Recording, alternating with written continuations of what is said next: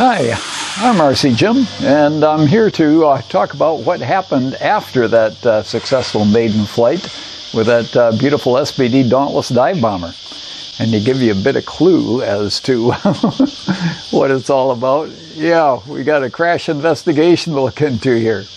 Yeah, I hate to say it again. I got to do something about crashing airplanes, but hey, it does happen. Yeah, poor pilot, you know. Okay, well, let's have a look at it. Okay, here's our VQ Dauntless, and no, not a Happy Jan moment. So let's just have a look at what we've got here.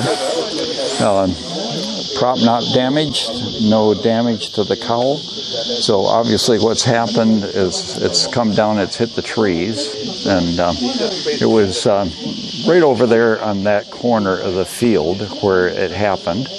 The maiden flight went fine.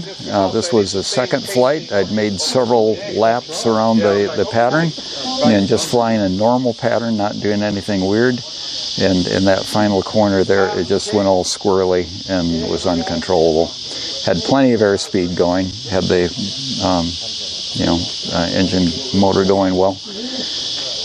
Okay, so as we look at it, the servos are intact, the rods are intact going to the back. Obviously we hit something probably in here that busted the fuselage in half on the way down. That was probably after the wings had already hit and gotten smashed to bits. As we look at the control surfaces back here, you can see there's bits of balsa on these hinges, so I'd say that was glued in solid. A little bit more of a question here in the rudder.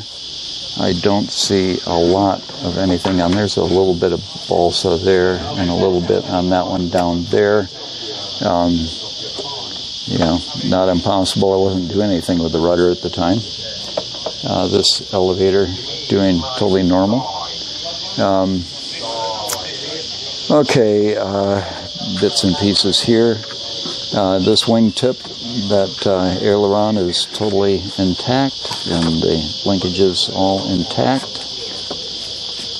Okay, servo in place. On the dive brakes, it still has the nylon control horns in place, and they didn't break.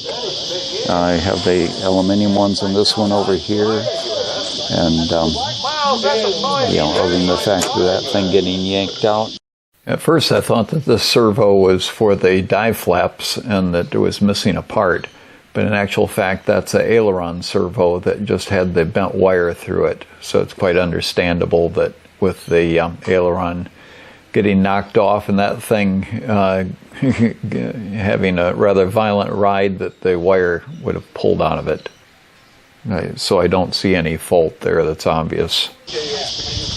This aileron, it's come off of the rod there. It had a CA hinge in here that's been totally sheared off, so I think that would give a good excuse for saying why that rod would get yanked out if it got hit that hard. And there's bits of balsa on those hinges there where they were glued. Okay, the pilot did a bit of a face plant. Anything else to consider? Retracts are all in place. The center dive flap is in place.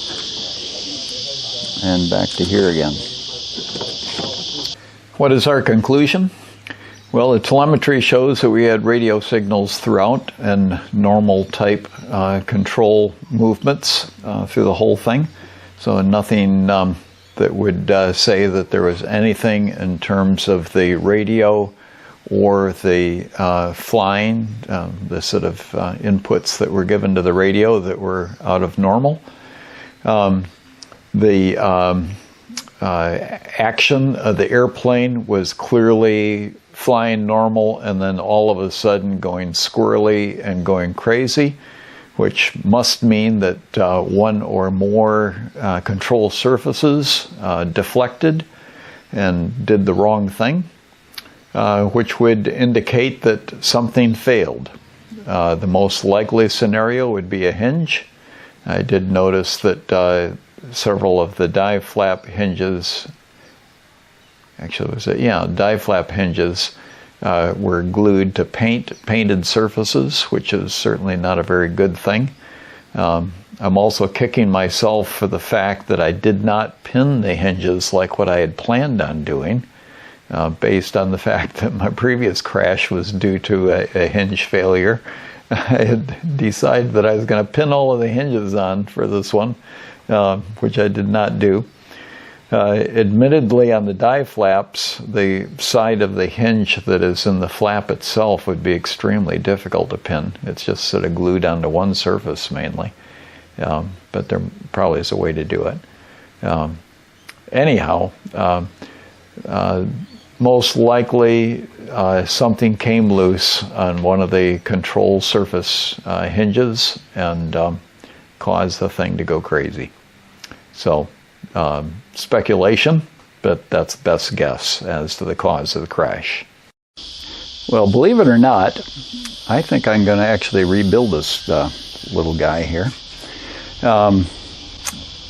Okay, the wing is pretty well demolished. I was thinking about just totally building a brand new wing that was that's a lot lighter weight. I mean, this thing is really heavy, largely due to the retracts. But hey, it flew nicely until it went crazy. I certainly won't be having functional dive flaps. Question as to whether I'll actually put these things in just glued in place, or maybe even operating them as normal flaps. So that might be a possibility to do something like that. But basically just build the outside end of each wing from scratch. Fuselage, you know, I've done repairs on planes that are a lot worse than that. You know, I found a few pieces that can get back into place. Obviously, we want to make sure there's structure underneath them, but where you got these round sections, it's nice to have pieces that go back in there to keep the shape. Yeah, I've got even the part of the saddle thing here that can go back in there. That's curved.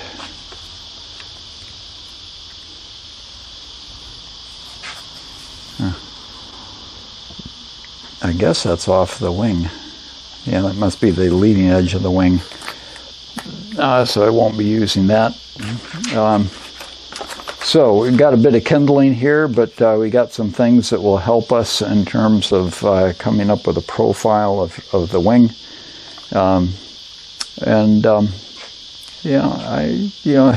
Initially I thought it was right off, and associated with that, I was just so frustrated with this being the second one of these things that are wrecked, that I thought, well, why bother? I got planes that I can fly without crashing. Why mess around with this? But yeah, we'll do that. Well, I think we'll do it. We'll give it a try anyway. It's interesting with this break in the middle here. It's very clean. I'm guessing that that's where they joined up the sheets of balsa, and you know, a very natural place for it to break. Obviously, if it didn't hit a tree, it would help.